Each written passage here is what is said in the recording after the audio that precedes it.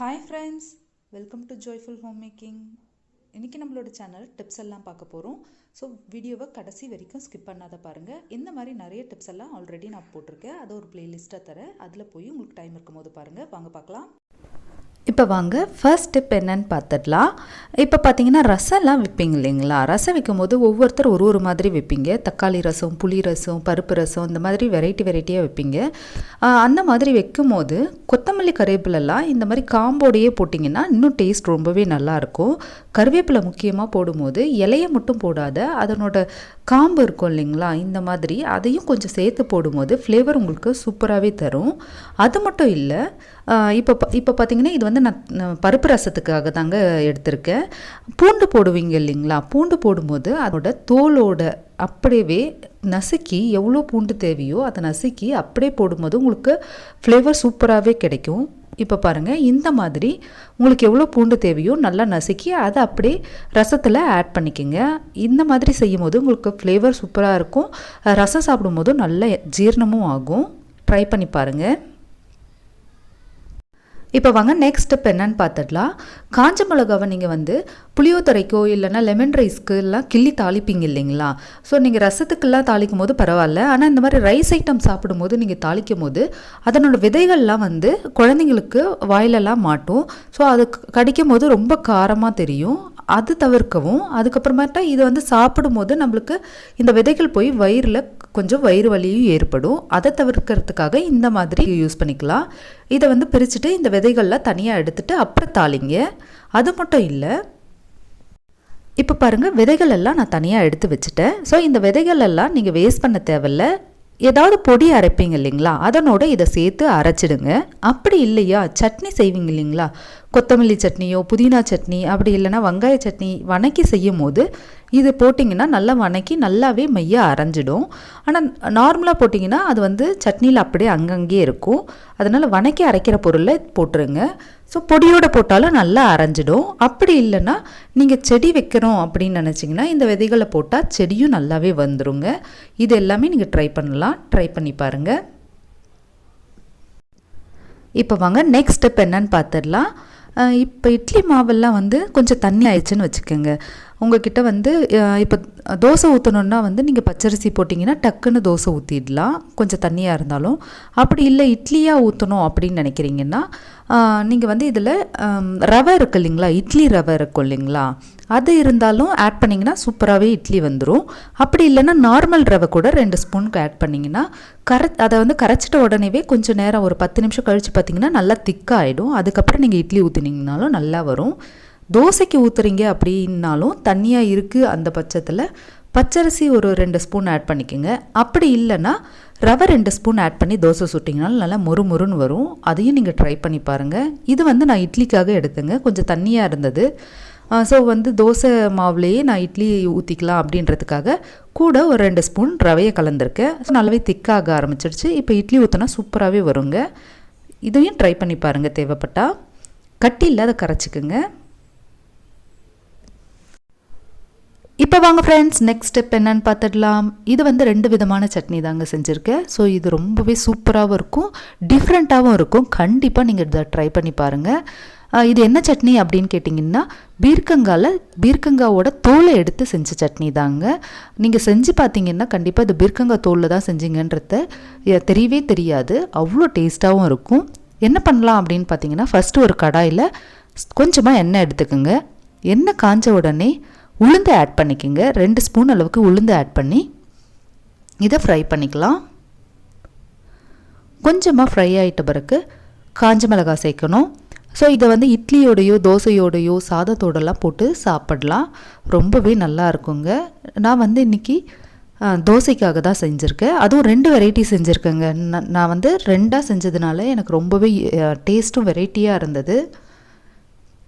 குழந்தைங்களுக்குலாம் சாதத்தோடு போடும்போது கொஞ்சம் நெய் ஆட் பண்ணி நீங்கள் கொடுத்துட்டிங்கன்னா ரொம்பவே நல்லா இருக்குங்க. எப்பயுமே வந்து ஒரே மாதிரி சாம்பாரில் பீர்க்கங்காய் சாம்பார், அவியல், பொரியல் இந்த மாதிரி பண்ணுறவீங்க அந்த தோலை வேஸ்ட் பண்ணிடுவீங்க இல்லைங்களா? அந்த மாதிரி வேஸ்ட் பண்ணாத இதை ட்ரை பண்ணி பாருங்கள்.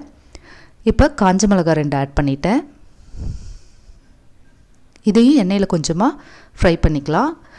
2 விதமாக சட்னி இல்லைங்களா, ஒன்று வந்து வேர்க்கடலையை வச்சு, அதாவது கடலக்கொட்டையை வச்சு ஒரு டைப்போ, இன்னொன்று வந்து வெங்காயத்தை வச்சுங்க. சின்ன வெங்காயம் ஆட் பண்ணிக்கோங்க, ரொம்பவே டேஸ்ட்டாகவும் இருக்கும், ஹெல்த்தியும் கூட. ஒரு 10 அளவுக்கு சின்ன வெங்காயம் ஆட் பண்ணி ஃப்ரை பண்ணிட்டேன்.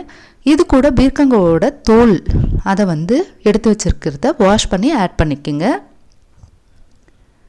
இப்போ இதை ஃப்ரை பண்ணிக்கலாம். ரொம்பவே நல்லா இருக்குங்க, கண்டிப்பாக ஒரு டைமாவது ட்ரை பண்ணி பாருங்கள். கொஞ்சமாக மஞ்சத்தூள், கொத்தமல்லி, ஒரு அரை கப் அளவுக்கு கொத்தமல்லி ஆட் பண்ணிக்கோங்க. தேவையான அளவு உப்பு, சால்ட் ஆட் பண்ணிவிட்டு இப்போ எல்லாத்தையும் ஒரு வணக்கிடலாம்.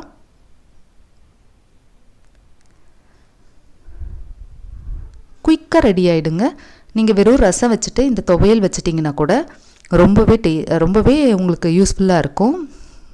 இப்போ புளி ஆட் பண்ணிக்கிறேன். தக்காளிலாம் எதுவுமே ஆட் பண்ண தேவையில்லைங்க, புளி மட்டும் ஆட் பண்ணிவிட்டு அதை இந்த சூட்லேயே கொஞ்சமாக வணக்கிட்டு எடுத்து வச்சுடுங்க. இது ஒரு விதமான சட்னி. ஸோ எல்லாம் ரெடி ஆயாச்சு. இது அடுத்த விதமான சட்னி, இன்னொரு டைப்புங்க. காஞ்ச மிளகாய், பீர்க்கங்காய் தூள், இது ரெண்டுத்தையும் கொஞ்சமாக ஃப்ரை பண்ணிக்கோங்க. ஸோ 2 டைப்பையும் நான் இப்போயே உங்களுக்கு சொல்லி தந்துடுறேன். உங்களுக்கு எந்த டைப் தேவைப்படுதோ அதை நீங்கள் யூஸ் பண்ணிக்கலாம். இப்போ பார்த்தீங்கன்னா புளி, இது என்னோடய ரிலேட்டிவ் ஒருத்தவங்க சொல்லி கொடுத்தது தாங்க, ரொம்பவே டேஸ்ட்டாக இருந்தது. இப்போ பாருங்கள், ஒன்றத்தில் வந்து கொஞ்சமாக கடலக்கொட்டை எடுத்து வச்சுருக்கேன், இதில் தேங்காய் ஆட் பண்ணியிருக்கேன். ஃபஸ்ட்டு வணக்கணும் இல்லைங்களா, அதில் தேங்காய், ரெண்டாவதில் தேங்காய் வேண்டான்னா விட்டுடலாம், நான் தேங்காவும் ஆட் பண்ணியிருக்கேன், வேர்க்கடலையும் ஆட் பண்ணியிருக்கேன். அவ்வளோதாங்க. இந்த 2 டைப்பை இப்போ அரைச்சிடலாம். மிளகாவை ஃபஸ்ட்டு போட்டு தேங்காவை போட்டு ஃபஸ்ட்டு அரைச்சிடுங்க. ஏன்னா இதில் தேங்காய் ஃபஸ்ட்டு போட்டு எல்லாமே போட்டால் அரைப்படாது, அதனால் நான் வந்து தேங்காவை அரைச்சிட்டு மற்றதெல்லாம் போட்டுக்கிறேன். இப்போ தேவையான அளவு தண்ணி ஆட் பண்ணி நல்லா மெய்யாக அரைச்சிட்டு வந்துடுங்க. பாருங்கள் எவ்வளோ சூப்பராக இருக்குது. இப்போ இதை நீங்கள் தாளிச்சிக்கவோ வணக்கிக்கவோ செஞ்சுக்கலாம். இப்போ அடுத்த விதமான சட்னியை அரைச்சிட்டு வந்துடலாம். இது வந்து வெங்காயம் போட்ட சட்னிங்க. சிறு வெங்காயம் போட்டதுனால ரொம்பவே டேஸ்ட்டாக இருந்தது. இது பாருங்கள் எவ்வளோ சூப்பராக இருக்குது, நல்ல மணமாகவும் இருக்குங்க. எங்கள் வீட்டில் எல்லோரும் ரொம்ப விரும்பி சாப்பிட்டாங்க. நீங்களும் ட்ரை பண்ணி பாருங்கள். இது ரொம்ப ஹெல்த்தியானதும் கூட, ரொம்ப ஈஸியான ரெசிபியும் கூட.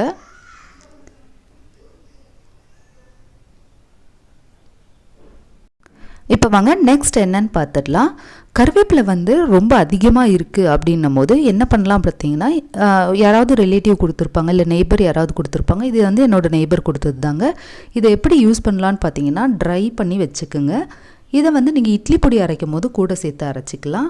அப்படி இல்லையா, உங்களுக்கு வந்து தாளிக்க யூஸ் பண்ணிக்கலாம். இந்த மாதிரி ட்ரை ஆனதை கொஞ்சமாக வெங்காய சட்னி செய்யும் போது நீங்கள் போட்டு வணக்கி அரைச்சிங்கனாலும் டேஸ்ட்டாக இருக்கும். அப்படி இல்லையா, கொத்தமல்லி சட்னி அரைப்பீங்க இல்லைங்களா, புதினா, அதனோட கொஞ்சமாக போட்டு அரைச்சிங்கனாலும் நல்லாயிருக்கும். இந்த மாதிரி கருவேப்பிலையை பொடி பண்ணி வச்சுக்கோங்க, இது உங்களுக்கு ரொம்பவே யூஸ்ஃபுல்லாக இருக்கும். இதில் என்ன பண்ணலான்னு பார்த்தீங்கன்னா, இட்லி பொடி சாப்பிடுவீங்க இல்லைங்களா, அதனோட இது ஒரு ஸ்பூன் சேர்த்து குழச்சி எண்ணெய் ஊற்றி சாப்பிட்டுக்கலாம், நல்லெண்ணெய் ஊற்றி. அப்படி இல்லைன்னா சூடான சாதத்தில் ஒரு 2 ஸ்பூன் போட்டு நல்லெண்ணெயை போட்டு சாப்பிட்லாம், அதுவும் சூப்பராக இருக்கும். அப்படி இல்லைன்னா வார்ம் வாட்டரில் இதை வந்து நல்லா மிக்ஸ் பண்ணி குடிச்சிங்கன்னா முடி நல்லா வளரும். அப்புறமேட்டா பார்த்திங்கன்னா கால்சியம் இதில் ரொம்ப அதிகம். இந்த மாதிரி ட்ரை பண்ணலாம், இதில் ரொம்பவே சத்து அதிகங்க. அந்த மாதிரியும் நீங்கள் இதெல்லாம் ட்ரை பண்ணலாம். அப்படி இல்லை அப்படின்னு பார்த்தீங்கன்னா தலைக்கு அப்ளை பண்ணுறதுக்காக கூட நீங்கள் யூஸ் பண்ணிக்கலாம். இந்த மாதிரி நிறைய வகைகளில் நீங்கள் யூஸ் பண்ணிக்கலாம். தோசையில் கூட நீங்கள் பொடியை தூவி சாப்பிடலாம். இப்போ வாங்க நெக்ஸ்ட் என்னன்னு பார்த்துடலாம். இது பார்த்தீங்கன்னா கிச்சன் டிப்ஸ் இல்லைங்க, ஒரு கிராஃப்ட் ஐடியா தாங்க. ஸோ இதை பார்க்கும்போது ரொம்ப சூப்பராக இருந்தது, அதை உங்ககிட்ட ஷேர் பண்ணுறேன். இந்த மாதிரி கோகோனட் ஷெல்லை வந்து நம்ம வெரைட்டியாக கலர் பண்ணி இந்த மாதிரி ஏதாவது ஒரு பொம்மையை வரைஞ்சிக்கலாம். அது பார்க்கவும் சூப்பராக இருக்கும், உங்கள் டிவி ஸ்டாண்ட்லேயே வைக்கலாம். அப்படி இல்லைன்னு பார்த்தீங்கன்னா இந்த மாதிரி கொஞ்சமாக மண் போட்டுட்டா அதில் மெத்தியா சீடு போட்டு கொஞ்சமாக செடி வளரும். அப்படி இல்லையா, இதுவும் இருக்கு இல்லைங்களா, கொத்தமல்லி விதை, அதை போட்டாலும் உங்களுக்கு யூஸ்ஃபுல்லாக இருக்கும், அதை எடுத்து யூஸ் பண்ணிக்கலாம். அப்படி இல்லைன்னா இந்த மாதிரி செஞ்சுட்டு ஸ்டிக்கர்ஸ் ஒரு கப்பில், உங்கள் பிள்ளைங்களுக்கு ரப்பர் பேண்ட் ஒரு கப்பில், அப்புறமேட்டா பின் ஒரு கப்பில்னு போட்டிங்கன்னா அது சூப்பராக இருக்கும். இதெல்லாம் ட்ரை பண்ணி பாருங்கள், பார்க்கவும் நீட்டாக இருந்தது, இது அழகாகவும் இருக்குது. ஸோ இந்த மாதிரி நிறைய வீடியோஸ் வந்து நம்மளோட சேனலில் ஆல்ரெடி போட்டிருக்கு. Best out of waste, craft, cooking, kitchen tips, cleaning tips இந்த மாதிரி நிறைய இருக்குது. உங்களுக்கு டைம் இருக்கும்போது பாருங்கள். தேங்க்யூ ஃபார் வாட்சிங்.